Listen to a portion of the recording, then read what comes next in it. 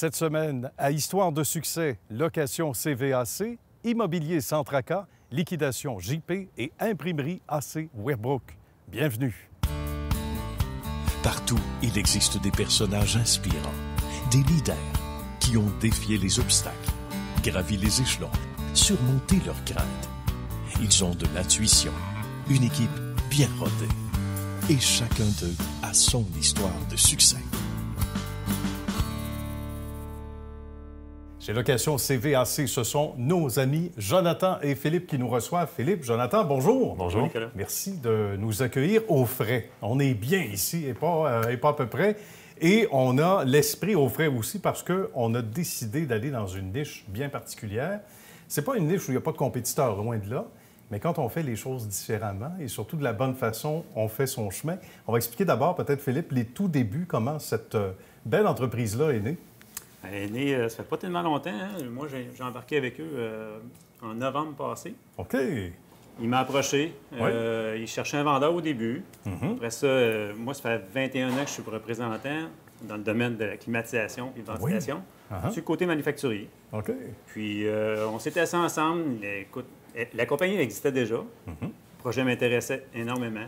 J'ai embarqué dans le projet depuis novembre. On a quelqu'un ici de métier, mais il y avait des liens naturels et souvent, des fois, c'est au premier contact. En prenant un petit café ou autre chose ensemble. Exactement, au coin un café d'une table. dans la région de Québec, parce que Philippe est de la région de Québec. OK. Mais écoute, d'abord, les débuts de CVAC, nous et deux autres associés, on a une compagnie en ventilation. Puis on voulait se démarquer dans la location. On trouvait qu'il y avait une niche là-dedans, puis on voulait percer. Oui. Un domaine qui n'est pas facile à percer, assez difficile. La première année, on a eu des défis. Il fallait connaître notre marché, savoir comment ça fonctionne. Puis on s'est rendu compte qu'il nous manquait un joueur important. Good. Puis moi, je vais à l'école d'entrepreneuriat de Beauce. Puis on m'a enseigné à cette école-là que quand on a un rêve, c'est important de le partager. On les salue d'ailleurs, parce qu'il y en a plusieurs qui font allusion à l'école. Ici. Ah oui? Des gens qu'on admire beaucoup. J'adore cette école-là. Ben oui, tout à fait. Donc, c'est important de suivre son but, son chemin. Effectivement. Fait qu'à force de partager mon rêve, j'ai eu la chance de rencontrer Philippe, qui s'est joint rapidement à nous. Puis, je veux dire, Philippe, il a la capacité de pouvoir frapper une porte sans savoir qui est derrière la porte. Ah, c'est ça, une c'est personne bon, pour ça. faire du démarchage. C'est une force qu'on avait ajoutée à important. l'entreprise. On commence avec quoi? À partir du moment où tu es arrivé au sein de l'équipe, puis Dieu sait que c'est apprécié, comme en témoigne Jonathan, on commence où? Parce que là, le dossier est vierge, on va dire comme ça, le champ est énorme. Frapper aux bonnes portes, même si on ne sait pas qui est derrière, c'est une chose, mais on commence comment? Sans dévoiler les secrets aux joueurs dans la compétition? Là? Notre réseau, hein? On commence par le réseau qu'on a en ce moment, que j'avais. OK. Et puis là, j'ai commencé un petit peu à développer là-dessus. Puis après ça, on a regardé un peu les secteurs. OK, quels secteurs que nous avons? Tu sais, notre avatar, si on peut dire. C'est vrai. OK. Donc là, les secteurs de chaque secteur qu'on voulait aller chercher de la clientèle, Bien. de la location. Ça, c'est intéressant. Puis, quelles ont été les réactions? Parce que ça aussi, c'est un autre... Puis c'est vrai qu'on n'entend pas ça souvent. C'est assez unique, ce que vous faites. Bravo. Puis ça a été quoi, la perception des gens? Puis comment, justement, les approcher en disant, vous ne saviez pas ça, mais on peut offrir ça en location, là? Mais les produits qu'on offre sont grands. On touche et le résidentiel et le commercial. C'est vrai. La location CVAC il peut être important pour un hôpital. Les salles d'opération, les unités sont en défaut. Il faut qu'on opère demain. Fait que souvent, c'est une situation d'urgence. On doit se déplacer, on doit être présent. Et on ne veut pas annuler les opérations, comme qu'on peut faire les CHSLD qu'on entend beaucoup présentement à la télévision, les CUSSS, où c'est qu'on a beaucoup de gens qui ont un besoin de climatisation ces temps-ci. Fait qu'on dessert un très grand marché. Voilà. Fait que de savoir comment bien se positionner dans chacun de ces créneaux-là, mais c'est encore des défis qu'on a présentement, mais Philippe il nous aide beaucoup là, à relever on est une belle équipe, naturellement. On est capable, mais ce qui est important, c'est qu'on est capable de faire une job de A à Z parce qu'on est entrepreneur général. Pleine canicule, on peut réagir rapidement. Donc, il y a un besoin, commercial ou industriel. Un bris. Ou un bris, tout simplement. Dans ce temps-ci, c'est ça. Là. Les maisons, ils ont des bris. La réparation, ça prend du temps. Ben donc, voilà. Là, oui, j'aimerais ça avoir une location pour une semaine ou deux. Ça pourrait être aussi dans peu que la ça. chambre. Oh, oui. Ah oui, ça, c'est intéressant, par exemple. Ça C'est donne pas juste presque... la climatisation. Tout ce qui est traitement de l'air. On peut parler d'humidification, déshumidification, le chauffage, juste la filtration. Fait qu'il y a plusieurs besoins qui peut être requis au niveau du traitement de l'air. Le confort du bâtiment. Voilà. On est là pour ça. Ça doit être valorisant aussi, gratifiant, quand on travaille comme ça, puis on travaille un peu devant l'inconnu, puis là, on se rend compte, comme tu le disais bien, Jonathan, et aussi donc en faisant un beau travail avec Philippe, tu es allé chercher éventuellement, on se rend compte qu'il y a un marché, mais là, le travail commence. On se retrousse les manches, c'est le cas de le dire. Pas parce qu'il fait chaud, mais parce qu'il faut travailler. Et là, on voit à quel point il y a un succès. Puis c'est un succès qui n'a pas été très, très long à aller chercher. Donc, ça veut dire qu'il y avait les bonnes personnes au bon endroit. Philippe parlait de l'équipe. Il y en a plusieurs qu'on ne voit pas en ce moment, mais qui font partie de votre équipe. Vous êtes combien en ce moment, là? Au niveau de l'installation, je dirais qu'on a environ 6 à 7 personnes. Dans les bureaux, on est 4-5. Excellent. Puis des gens spécialisés qui sont à leur affaire. Chacun. Ça fait la différence, hein? Oui. On utilise beaucoup de sous-traitance aussi quand les contrats sont plus d'envergure. Fait que on a des bonnes personnes qui travaillent avec nous. C'est intéressant. On est fiers de ça. Tout repose sur les bons choix. Hein, Effectivement. Des fois, on en fait des moins bons, mais soit on passe à côté. Mais quand on fait des bons choix, ça nous amène à des endroits comme ici. Bien, messieurs, Philippe et Jonathan, c'était un plaisir. Merci beaucoup. Merci d'avoir fait l'émission. Merci de nous avoir accueillis aujourd'hui. On invite les gens à aller voir votre page Facebook, entre autres, puis à vous appeler. Merci encore. Merci bien à toi.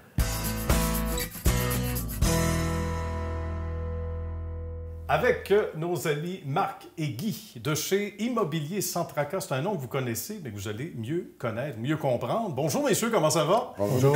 Ça va bien. Vous autres, là, vous offrez un produit qui est vraiment clé en main, puis ça nous sourit. Je suis certain que ça va sourire à bien des gens. Mais Immobilier Centraca a 20 ans, puis ça, c'est pas rien. On va expliquer les débuts. Qui a eu ce flash? Qui de vous deux? Je pense que c'est Guy. Le plus âgé des deux.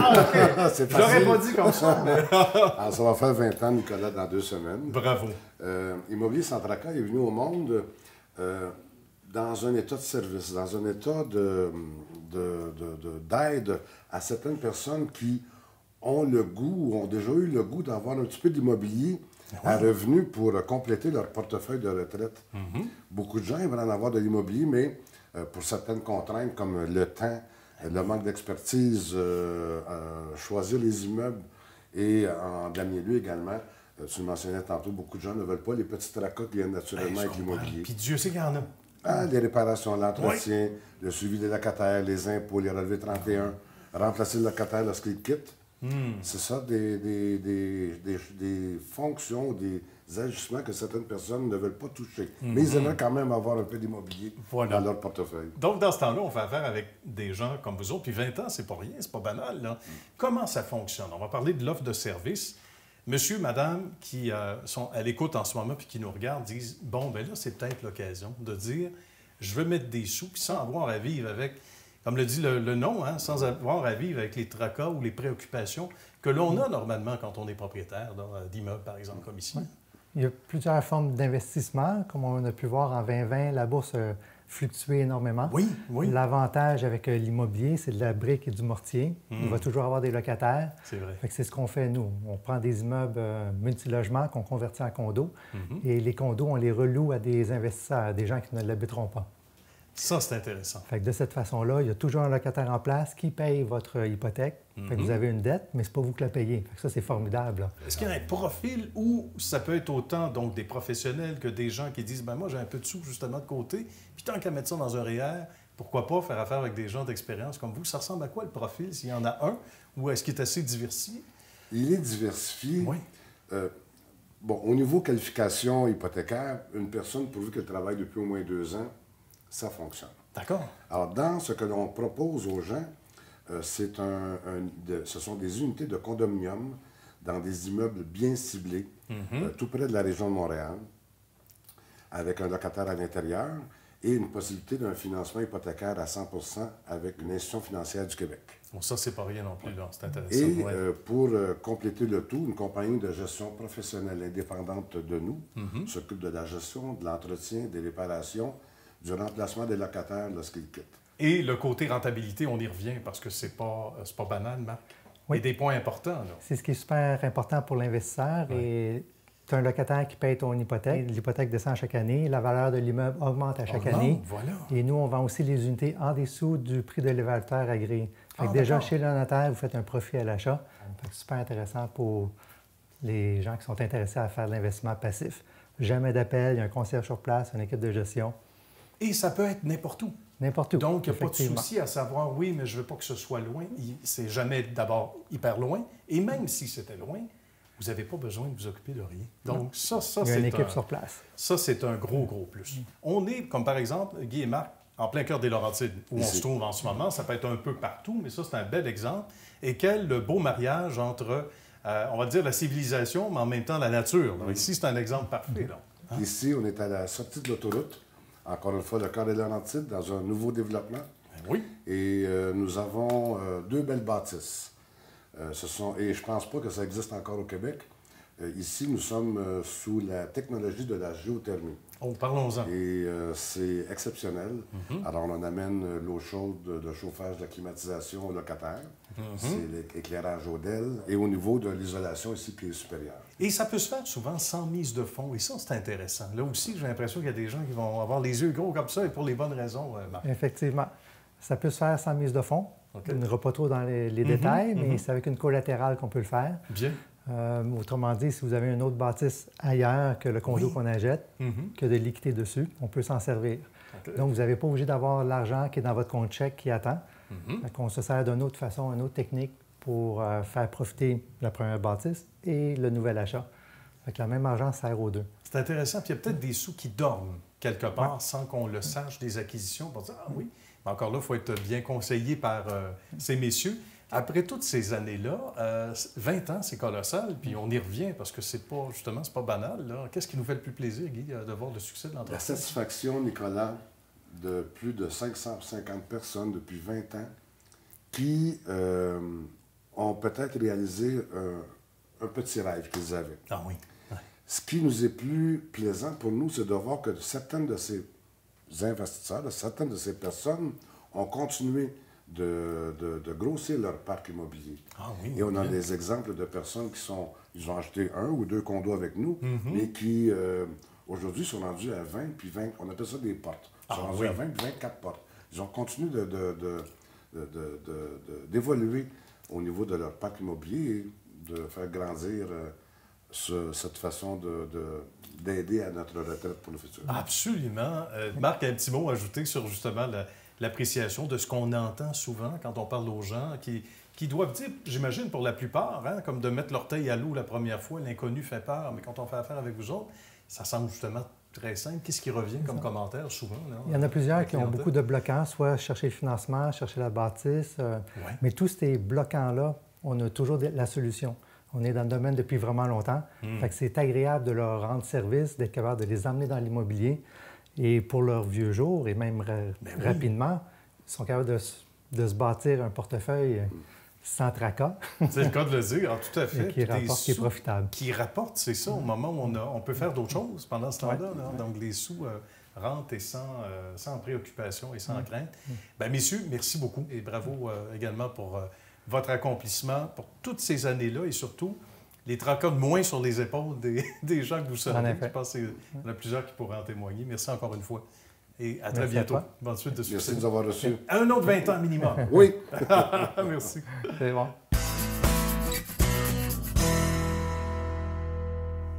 Chez Liquidation JP, on y vient de partout pour venir rencontrer ce personnage qu'on aime beaucoup, qui est JP lui-même. Jean-Pierre, comment ça va? Ça va super bien. Hey, merci de nous recevoir. On est à Vaudreuil. Exact. Donc, raconte-nous comment ton désir de travailler dans le commerce, en fait, a commencé. Puis le côté entrepreneur en toi est né comment, là? Bien, moi, au tout début, là, quand j'étais plus jeune, j'ai commencé à travailler dans des épiceries. OK. Puis, avec le temps, je suis devenu livreur de pain.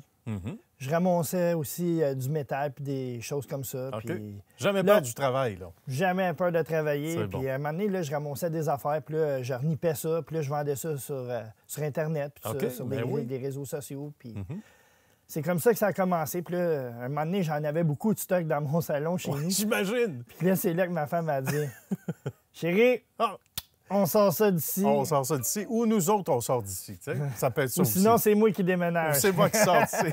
C'est assez exceptionnel. En même temps, quand tu penses à ça, est-ce que ça a été pour toi l'élément déclencheur? Donc, ça a été ça le tremplin pour dire, regarde, Parce que des fois, il y a des craintes quand on est entrepreneur de dire, bon, est-ce que je me loue un local, ça va bien, je fais ça de chez moi, je peux économiser. Là, ça devenait nécessaire, c'est un beau problème. Ça a été ça l'étape initiale où là, on devient vraiment entrepreneur. On est obligé de louer un entrepôt à ce moment-là. Exactement. Fait que là, moi, je connaissais beaucoup les entrepôts dans le coin ici. Ça s'appelle les entrepôts Hainaut. OK. Fait que là, moi, j'ai commencé à louer là-bas. Un locker. 3 semaines après, ben ça me prenait un autre locker. Ben oui. Un autre 3 semaines après, ça me prenait un autre locker. Aïe, aïe, aïe. Puis là, un moment donné, ça grossissait tout le temps. Puis là, un moment donné, je n'étais plus capable de gérer ça tout seul. Donc, j'ai fait appel à mon petit-fils OK. par alliance. Mhm. Fait que lui, il est embarqué dans le business avec nous autres. C'est fantastique. Par là-bas. ça. Puis lui, il est très fort sur les réseaux sociaux. Donc, il Ah a ben fait ça aide. beaucoup de marketing sur les Bien. réseaux sociaux. Fait que lui, il gérait vraiment beaucoup quand on était en entrepôt. Mhm. Mais là, un moment donné, là, c'était comme... Il fallait que je suive les heures de l'entrepôt pour ouvrir mon magasin. À ce point-là. Tu sais, c'est là que j'ai fait le saut Mhm. pour dire, OK, là, je m'en vais pignon sur rue, puis j'ai commencé à regarder là, pour les locales. Mais ça fait une grosse différence de prix. Puis là, il y avait Hydro-Québec qui rentrait en ligne de compte, Vidéotron, oui. Internet. Là, j'avais beaucoup plus de dépenses, là. Puis le profit, ton profit n'est pas énorme sur chaque article. Des fois, c'est une Exactement. question On de sous. essaye de se prendre entre 15 et 25 Ah oui, ce qui est légitime, ce qui est normal. Donc, tu as des fournisseurs de partout. Exactement. Et on m'a dit que c'est JP lui-même, avec son gros camion, qui va chercher le stock. Exact. L'équipement, ça c'est pas rien. La relation avec ces gens-là, les fournisseurs, c'est pas banal non plus, c'est important. Ça, c'est bien dur de trouver des fournisseurs là, au début. Là. Oui. Tu sais, j'essayais de trouver, chercher sur Internet, puis tout ça, puis j'avais beaucoup de misère.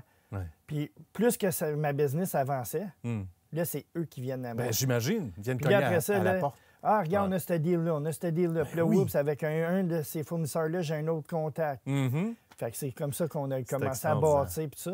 Puis moi, avec mon expérience de l'épicerie, Mhm. ben, j'avais beaucoup de contacts dans l'épicerie. Bon, parlons-en. Puis c'est devenu essentiel pour toi, parce qu'avec ce qu'on a vécu, évidemment, Exact. ça fait partie de l'histoire, la COVID. Toi, pour demeurer en vie et ouvert, il a fallu que tu changes ton fusil d'épaule, comme on dit. Il a Exactement, fallu que tu parce vendes que- de l'alimentation. là. Mais c'est ça, parce qu'il fallait que je sois à 71 essentiel. OK. Donc, produits alimentaires et Exactement, essentiels. tu sais, parce OK. que avant ça, tu sais, j'avais toutes sortes de retours de des grandes Mhm. surfaces, de magasins à grande surface. Ouais. Donc, j'achetais les retours de là. Sauf que un sectionnel ou Pas un toujours frigidaire essentiel, ou c'est un... sûr.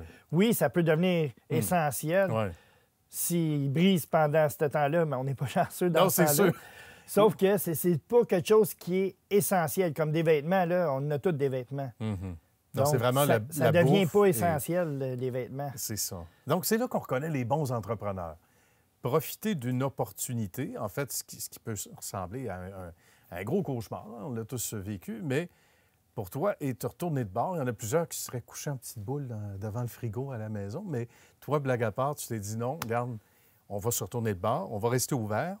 Tu sens que les gens, avec ton changement de cap, parce que tu me disais, micro fermé tantôt, que tu veux rester comme ça, bien, un bon fournisseur, entre guillemets, pour la population en termes d'alimentation, d'objets de tout ce qui touche bouffe, etc. Est-ce que tu sens que la clientèle change aussi? As-tu l'impression que Bien là, les gens, elle grandit beaucoup, cette clientèle-là? Ouais.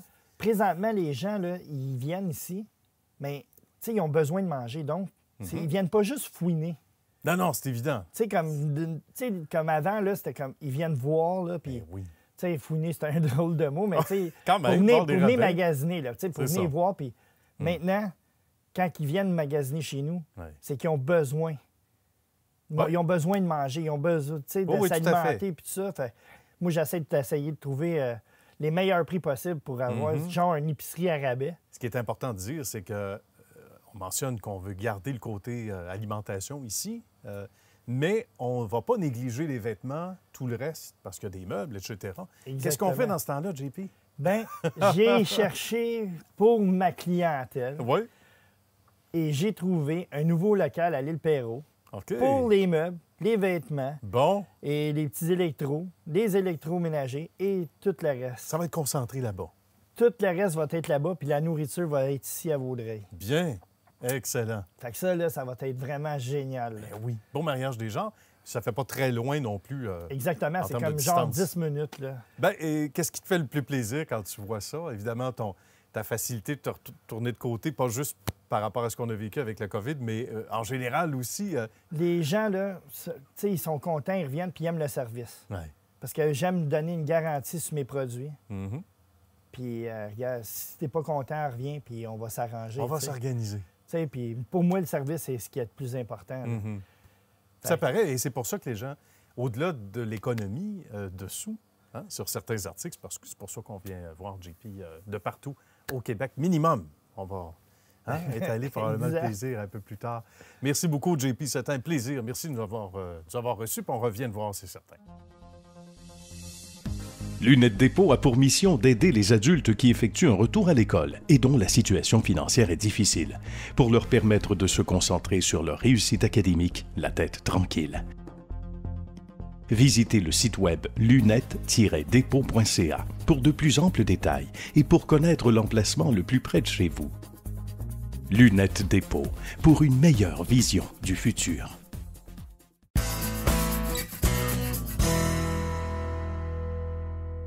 On est en compagnie d'Alain de chez AC Sherbrooke. Bonjour Alain, comment ça va? Bien, bonjour à vous. Hey. Ça va très bien, merci. Merci de nous recevoir. C'est un domaine que moi j'adore, particulièrement quand c'est question des vieilles presses. On va vous en parler tantôt. Domaine de l'imprimerie qui a beaucoup évolué toutes ces dernières années.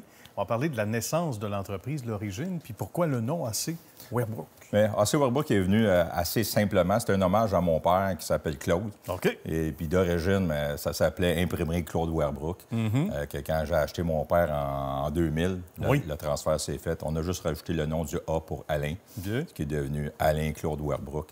Donc là où est venu le AC. Et ça reste comme ça, comme bien imprimé dans le papier. Un papa typographe, ce qui n'est pas rien, un métier enviable. Alain me disait tantôt, avant d'aller en ondes, mon père peut reconnaître les lettres. Il est âgé de 82 ans aujourd'hui. 82 ans. On le salue chaleureusement d'ailleurs s'il est à l'écoute. Il peut reconnaître les lettres à l'envers plus facilement que les lettres à l'endroit ou presque. C'est tout un métier. Et s'il y a un domaine, Alain, qui a évolué, puis j'ai hâte de vous entendre là-dessus, pendant toutes ces décennies, c'est bien le domaine de l'imprimerie. Aujourd'hui, on est au numérique, mais il y en a eu des étapes avant ça, dont la belle bête derrière moi. Là. Le letterpress qu'on a connu dans les années 50, même avant, qui était présent. C'est sûr que dépendant de la grosseur d'imprimerie qu'on avait, on a évolué par la suite dans les années d'une presse offset, qui est un transfert avec de l'eau, une plaque, et transfert au blanchet, transfert au papier.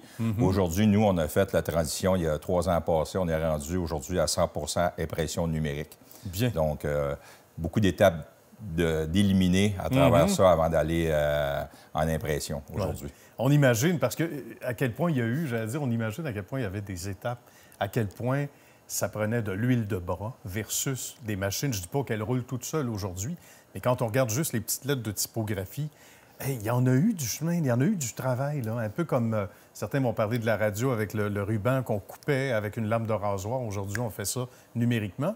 Dans votre domaine, à vous autres, c'est pour ça qu'on dit qu'il y en a eu des étapes, il y en a eu des métiers qui ont disparu depuis. Non? Il y avait beaucoup de préparation avant de se rendre sur presse. Oui. Donc, les années typographes, où est-ce qu'il y avait vraiment quelqu'un qui s'installait à journée longue à monter une ligne de texte, lettre par lettre. Il y a eu également un dactylo qui faisait des lignes de plomb, mais ça restait qu'il y avait de l'ouvrage à faire avant. C'était manuel quand même. Oui, préparation de plaques, préparation de forme qu'on appelait, négatif, strippage, brûlage de plaques.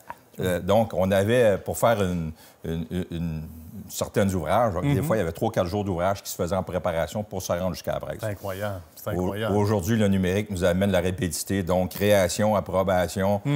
On fait ce qu'on appelle un download, puis on est en position d'imprimer dans les minutes. Ça peut être pour hier. Il faut parler du bottin de Saint-Laurent. Oui. C'est une histoire extraordinaire. Je veux prendre quelques secondes pour en parler parce que cette grosse bête qu'on affectionne particulièrement derrière moi a fait tout un travail au début, là, 58?